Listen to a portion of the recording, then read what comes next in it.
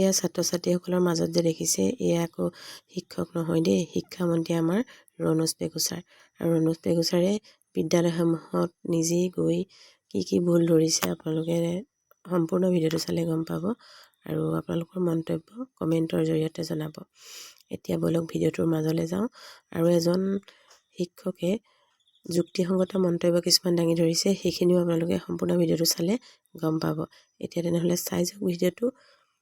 আপোনালোকে এক আৰ কেইডাল বুলি গম পায়, মই কিন্তু এক আৰ এডাল বুলিয়ে শিকি আহিছিলোঁ। এই ভিডিঅ'টো চোৱাৰ পৰাহে মই গম পালোঁ যে এক আৰ দুডাল। এতিয়া ছাৰৰ মুখেৰেই শুনকচোন আপোনালোকে। তোমালোকে গম পালা অসমীয়া ভাষাত এক আৰ থকা এডাল মাত্ৰা নথকা। শব্দ যেতিয়া আৰম্ভণি হয় মাত্ৰা নাথাকে। শব্দৰ মাজত যদি এক আৰডাল সোমায় যেনে ৰণোজ মাজত আছে নহয়, তাত মাত্ৰা থাকিব। বুজিলা? তেল আৰম্ভণিতে আছে, তাত মাত্ৰা নাথাকে। এখন ঘৰৰ ভৌগোলিক ভটোৰ আগত এক আৰডাল মাত্ৰা আছে, এইটো ভুল। মই কাটি নম্বৰ নিদিওঁ ইয়াত মাত্ৰা নথকা এক আৰডাল লাগিব। অসমীয়া ভাষাত এক আৰ কেইডাল? হা? অসমীয়া ভাষাত এক আৰ দুডাল। ঐকাৰটো বেলেগ বস্তু, এক আৰটো বেলেগ বস্তু। মই সুধি আছো এক আৰ, আপুনি সুধি আছে ঐকাৰ। মই কৈছো এক আৰ কেইডাল? স্বৰবৰ্ণত এ এটা আৰু এটা এ যেতিয়া এক আৰ এডাল। এক আৰডাল ক'ত কেনেকে কি পদ্ধতিত প্ৰয়োগ হ'ব, ইয়াৰ ব্যাকৰণত ইয়াৰ নিয়ম নীতিবিলাক আছে। আৰু যি নহওক তেওঁ ভুলটো ধৰিছে ঠিকে, এক আৰডাল প্ৰয়োগ হোৱাত ভুল হৈছে আৰু মানিছোঁ ভুল হৈছে, কিন্তু তেখেতৰ প্ৰশ্নটো জানো শুদ্ধ হৈছে? যেতিয়া এটা শব্দৰ আৰম্ভণিত এক আৰডাল দিয়ে তাত মাত্ৰাটো ইউজ নহয়। এক আৰডাল যদি শব্দৰ মাজত থাকে তেতিয়া তাত মাত্ৰাটো লাগে। এতিয়া সোঁৱৰণি ইয়াত এক আৰডাল আৰম্ভ হৈছে, ইয়াত মাত্ৰা নাথাকে। কীবৰ্ডত কম্পিউটাৰ কীবৰ্ডত দুডাল এক আৰ আছে। তেখেতে শিক্ষকজনক সুধিছে যে এক আৰ কেইডাল। আমি জানো যে স্বৰবৰ্ণত এ এটা আৰু এটা এ যেতিয়া এক আৰ এডাল। এতিয়া এক আৰডাল ক'ত কেনেকে কি পদ্ধতিত প্ৰয়োগ হ'ব, ইয়াৰ ব্যাকৰণত ইয়াৰ নিয়ম নীতিবিলাক আছে। আৰু যি নহওক তেওঁ ভুলটো ধৰিছে ঠিকে, এক আৰডাল প্ৰয়োগ হোৱাত ভুল হৈছে আৰু মানিছোঁ ভুল হৈছে, কিন্তু তেখেতৰ প্ৰশ্নটো জানো শুদ্ধ হৈছে? প্ৰশ্নটো তেওঁ সুধিছে এক আৰ কেইডাল। এক আৰ কেইডাল বুলি যেতিয়া এজন শিক্ষকক সুধিব আৰু সেই মুহূৰ্তত তাতেও এজন শিক্ষামন্ত্ৰী আৰু সেই পৰিৱেশটো ছাত্ৰ ছাত্ৰীসকলৰ মাজত যেতিয়া শিক্ষক এজনক প্ৰশ্ন কৰিব, তেতিয়া শিক্ষকজন অকণমান বিতষ্ট হোৱাটো বা অস্বাভাৱিক হোৱাটো একো ডাঙৰ কথা নহয়। মেইন কথাটো হ'ল আমাৰ শিক্ষামন্ত্ৰী মহোদয়জনে প্ৰশ্নটো সোধাতে ভুল হৈছে, আৰু হয়তো তেখেতেও দুডাল এক আৰ বুলি যদি ক'ব বিচাৰিছে এইটো ভুল কথা। এক আৰ দুডাল নহয় এডাল। আৰু এই বিতৰ্কটো এতিয়া আমি দেখিছোঁ গোটেই সামাজিক মাধ্যমত এটা সাংঘাতিক ধৰণৰ বিতৰ্ক এটা হৈছে। ভুল তথ্য এটা আমাৰ শিক্ষামন্ত্ৰী মহোদয়ে বা ভুল প্ৰশ্ন এটা সুধি এজন শিক্ষকক মানে সামাজিক মাধ্যমত অপদস্থ কৰিছে। আৰু এইখিনিতে আমি এটা কথা ক'ম, আমি সদৌ অসম অপাধিকৃত শিক্ষক কৰ্মচাৰী সংস্থাই বাৰে বাৰে আমাৰ মাননীয় মুখ্যমন্ত্ৰী মহোদয় আৰু মাননীয় শিক্ষামন্ত্ৰী মহোদয়ক আমি এটা কথা কৈ আছোঁ যে শিক্ষকসকলক সামাজিক মাধ্যমত আৰু অপদস্থ নকৰিব, সামাজিক মাধ্যমত আৰু অপমান নকৰিব। আৰু সেই কামটোকে বাৰে বাৰে এই মাননীয় মুখ্যমন্ত্ৰী মহোদয় বা শিক্ষামন্ত্ৰী মহোদয়ে কৰি থাকে। কিছুদিন আগত তেখেতে আমাৰ শিক্ষকসকলক মাল বুলি কৈছিল, মূৰত মাল নাই বুলি কৈছিল। আৰু এনেকুৱা ধৰণৰ যিবিলাক কথা, এই কথাবিলাক আচলতে আমাৰ শিক্ষামন্ত্ৰী মহোদয়জন নকয় ভাল। তেওঁ ভাল কাম কৰিছে, তেওঁ স্কুলৰ ইনস্পেক্টৰৰ কামটো কৰিছে, যে গুণ উৎসৱত তেখেতে নিজে গৈ ল'ৰা ছোৱালীবিলাকৰ কাম কৰিছে।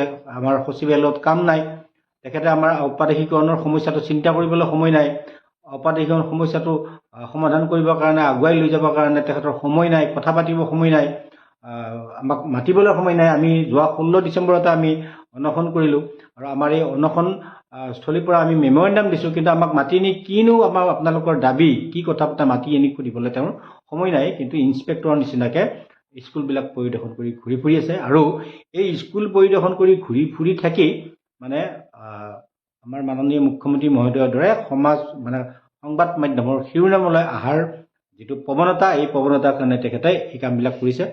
আৰু সংবাদ মাধ্যমক লগত লৈ বা কেমেৰাৰ সন্মুখতে শিক্ষকসকলক এইদৰে অপমান কৰা কথাটো আমাৰ গোটেই শিক্ষক সমাজৰ কাৰণে এখন দুৰ্ভাগ্যজনক কথা। আনহাতে অকল মই অপাদেশিত বুলি কোৱা নাই, সমগ্ৰ শিক্ষক সমাজখনক লজ্জিত কৰা বা লাজ দিব বিচৰা বা অপদস্থ কৰিব বিচৰা এটা প্ৰচেষ্টা বুলি আমি অভিহিত কৰিছোঁ। 2 নম্বৰ কথাটো হ'ল তেওঁ এজনী ছাত্ৰীক ঠিক কেমেৰাৰ সন্মুখতে বিভিন্ন ধৰণৰ প্ৰশ্ন কৰিছে, পাঠ পাতিব দিছে। এতিয়া তেওঁ সেই কামখিনি কেমেৰা নোলোৱাকৈও কৰিব পাৰিলেহেঁতেন, কিন্তু কেমেৰা লৈ সেই ছোৱালীজনী এতিয়া কিছুমান সংবাদ মাধ্যমে এতিয়া তাতে ব্লগ দি তেওঁক নেদেখা, মুখখন নেদেখা কৰি দিছে, যদিও ইতিমধ্যে প্ৰচাৰ মাধ্যমৰ জৰিয়তে এই ছোৱালীজনীক মানে প্ৰচাৰ কৰা হ'ল। আৰু এই ছোৱালীজনীয়ে এতিয়া যিটো মানসিক অৱস্থাত আছে বা থাকিব বুলি আমি অনুমান কৰোঁ, এই কথাটোৰ বাবে জগৰীয়া কোন হ'ব বাৰু? শিক্ষামন্ত্ৰী মহোদয় হ'বনে? এইবিলাক অযুত প্ৰশ্ন। কথাটো তাতে তেওঁ কৈছে যে পাঠ পঢ়িবলৈ তোমালোকক দিয়ে নে নিদিয়ে?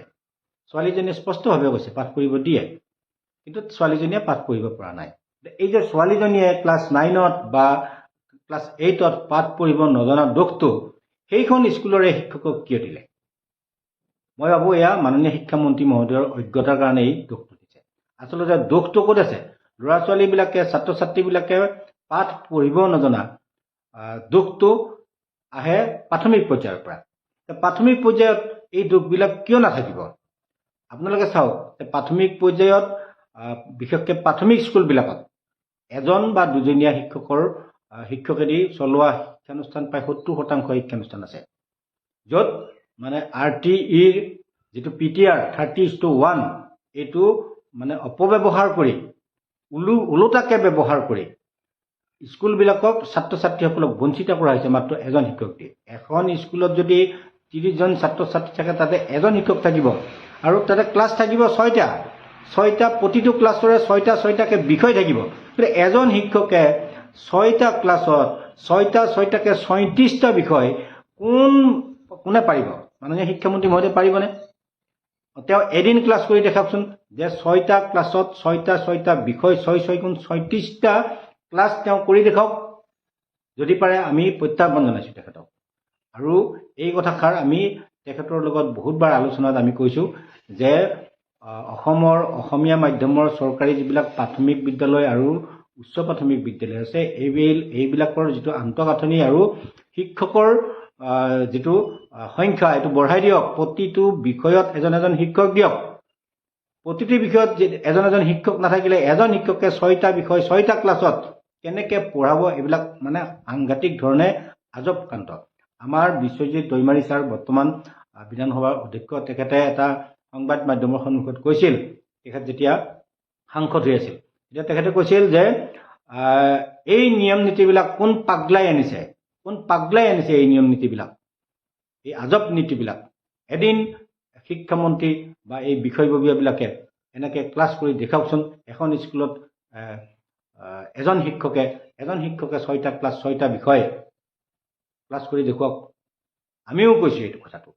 এইবিলাক আজব নীতি নিয়ম প্ৰয়োগ কৰি, ভুল নীতি নিয়ম প্ৰয়োগ কৰাৰ কাৰণে আজি ছাত্ৰ ছাত্ৰীসকলে বহু চৰকাৰী প্ৰাথমিক বিদ্যালয় বা উচ্চ প্ৰাথমিক বিদ্যালয়ত হয়তো ছাত্ৰ ছাত্ৰীয়ে আখৰ মাতিব বা আখৰ চিনি নোপোৱাকৈ তেওঁলোকে মানে উত্তীৰ্ণ হৈ পাৰে। ইয়াৰ লগত আৰু এটা জড়িত আছে যে ক্লাছ 1ৰ পৰা ক্লাছ 8লৈকে কোনো ছাত্ৰ ছাত্ৰীক ফেইল কৰাই দিব নোৱাৰিব। এইটো RTE এক্ট মতে মানে তেওঁলোকক ফেইল কৰাই দিব নোৱাৰি। ফেইল কৰি দিব নোৱাৰাৰ কাৰণে তেওঁলোকৰ যদি পাঠ স্কুলত নহাকৈও যদি থাকে, তাৰপিছতো যদি স্কুলত কেইদিনমান আহে, সেই ল'ৰাটো বা ছোৱালীটোক পাছ কৰি দিবলগীয়া বাধ্য হৈ যায় শিক্ষকসকলে।